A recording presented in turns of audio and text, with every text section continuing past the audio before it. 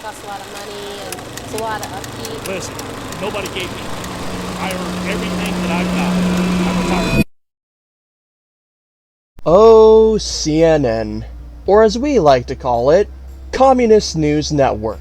Now, most of us watching already know that CNN has made themselves well known to be a bunch of liars and slanderers. I mean, I really don't have to prove it. You could just look back at their track record and see all the multitude of people, big and small, who have just constantly been debunking everything that they say. A couple examples are them trying to dumb down the border crisis, and them trying to say that the economy in America is doing just fine. If I'm not mistaken, at one point I think they also said that inflation wasn't transitory and then said it was good, but anyway. So we already know that CNN is known for being a bunch of liars, but what they're also known for is trying to shame people for pretty much no reason. And their most recent, let's be honest, gaffe of a news story proves that fact even more so.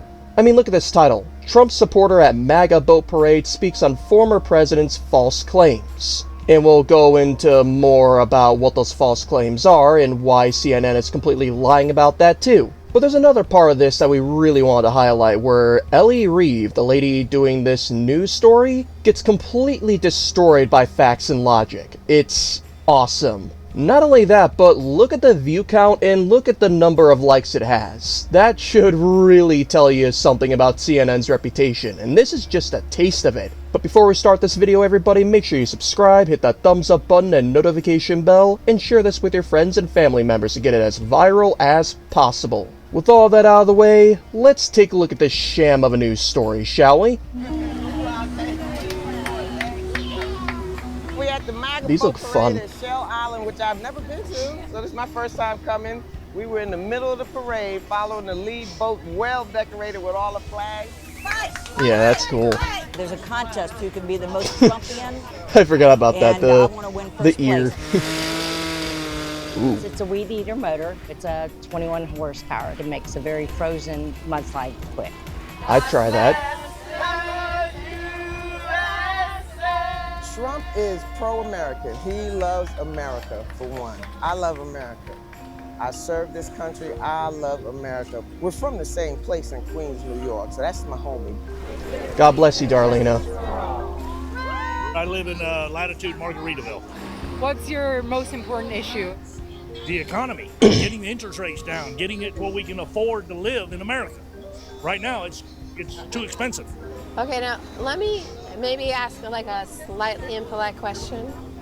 But, you know, if you can afford a boat, you're not hurting so bad, right? Because a boat costs a lot of money and it's a lot of upkeep. Listen, nobody gave me. I earned everything that I've got. I'm retired military, retired power plant, and I am successful and retired and with boats, jet skis, because I did it right. And everybody has that chance. Yeah. Whether they choose or not, that's up to them. I would never try to take anything away from you in that way. But what I'm asking is, groceries are probably a smaller part of your budget than, say, you know, someone who's like a little worse off. I think it's interesting that people who are a little bit more comfortable are still so concerned about the economy. Did you see what I'm saying? Because I want my money to go further. I want inflation to go down. I want interest rates to go back down. I want all that, but that covers everybody in the economy. Not just me, not just the poor, not just the rich. It covers everybody. Joe Harner. God bless you, man. He brings up so many good points in this.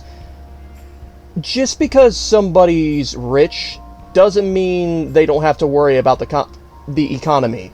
Ellie Reeve, I don't know if she's paid to say things like this, but that is just disgraceful of journalism. This is a joke. Like I said, just because you're well off and well papered doesn't mean you don't have to be worried about the economy. Like this guy said, he wants his money to go further. I mean, obviously, most of us know, especially as Christians, know that once we die, that money's not going to matter, but what about the next generation? What about our kids and grandkids who need that money? With the economy inflating as much as it is, it's not even going to last them that long, if at all. God bless this man most certainly. Joe Harner, he served in the military and worked in a power plant.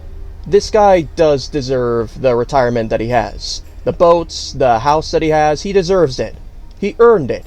Like he said, nobody gave him crap. Whether they were locals or on vacation, everyone we spoke to at the boat parade was in a good mood. But underneath, there was anger about immigration. We need a secure border. We need to do it right. And I like letting people in the right way. Yeah. Can you give me some The right way. specifics on that? Most said Trump didn't do well at the presidential debate, though they didn't think it was his fault. And while they were ambivalent about his false claim that Haitian immigrants in Springfield, Ohio are eating pets, they tended to defend Trump for saying it.